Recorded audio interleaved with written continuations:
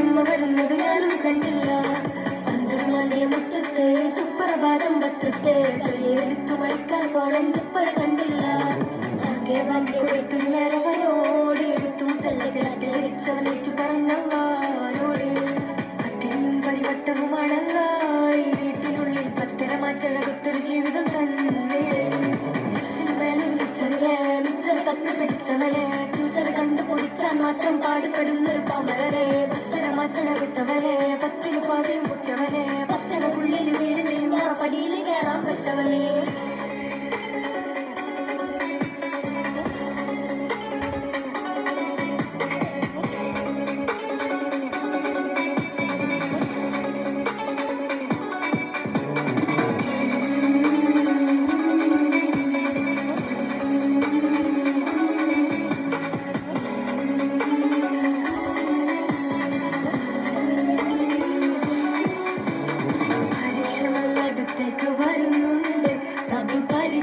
Babu തട്ടിത്തുറക്കുന്നുണ്ട്.